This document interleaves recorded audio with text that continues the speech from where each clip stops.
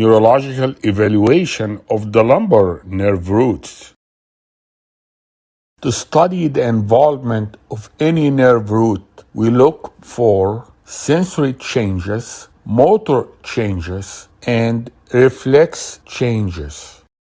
If there is a herniated disc between T12 and the L1, it will affect the L1 nerve root.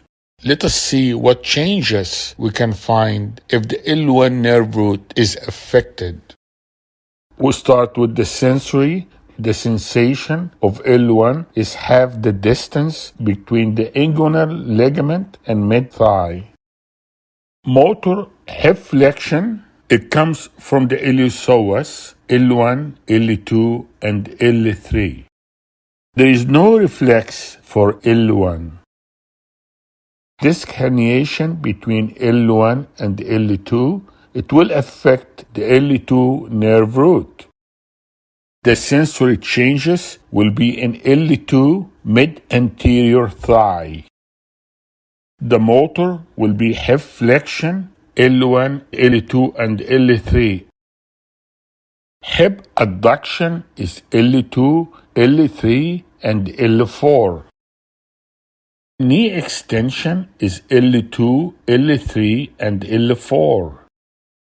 There is no reflex for L2 nerve root. How about a disc herniation between L2 and L3? It will affect the L3 nerve root.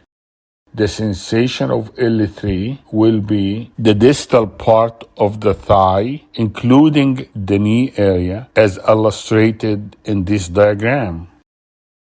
The motor, hip flexion, L1, L2, and L3. Hip adduction, L2, L3, and L4.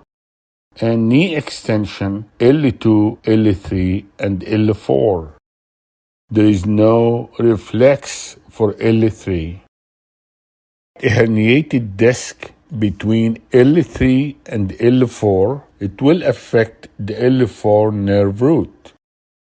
The sensation of L4 is illustrated in this diagram to be in the medial side of the leg down to the medial side of the foot. The L4 motor will be an ankle dorsiflexion, and we usually test the ankle dorsiflexion, the tibialis anterior, and knee extension. It's involved in L4. A positive femoral stretch test can also be seen in L4 nerve root involvement. The test is positive if pain is felt in the ipsilateral anterior thigh. And if the test is positive, it means there is probably a disc herniation between L3 and L4, affecting L4 nerve root. Reflexes. The patellar reflex is mainly L4.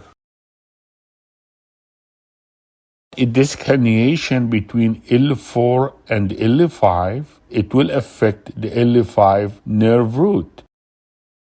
The sensation will be the dorsum of the foot and the leg. The motor will be hip abduction, the gluteus medius, and big toe extension. The L5 nerve root is very popular in the exam. So they will give you a scenario. If you see a big toe extension, that's an L5 nerve root. It is 4 and 5 disc herniation. They can give you Trendelenburg gait, that's an L5 nerve root, gluteus medius and minimus. Because of disc herniation between L4, L5 will affect L5 nerve root. So both muscles are supplied by L5 nerve root. Straight leg raise can be positive when there is irritation of L5 nerve root. This test is used to determine if the patient with low back pain has an underlying herniated disc irritating the nerves.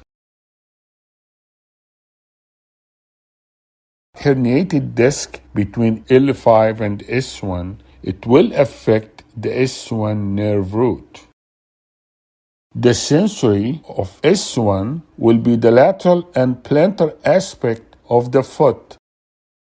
How about the motor? It's hip extension, gluteus maximus. We don't use that a lot, but ankle plantar flexion. The gastric soleus complex is the one we use. And we also use foot eversion, the peroneus longus and brevis.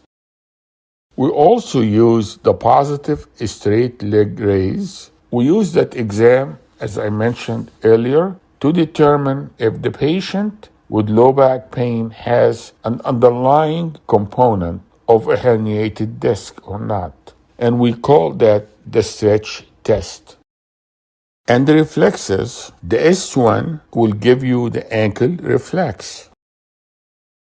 So there are three important nerve roots: L4, L5, and S1. And you can check three things: the sensory, the motor, and the reflexes. If you take the motor, for L4, it's an ankle dorsiflexion. For L5, the big toe or the hip abductors, the gluteus medius and minimus. The S1, ankle plantar flexion. Sensation: medial side of the foot is L4, top of the foot is L5, lateral side of the foot is S1.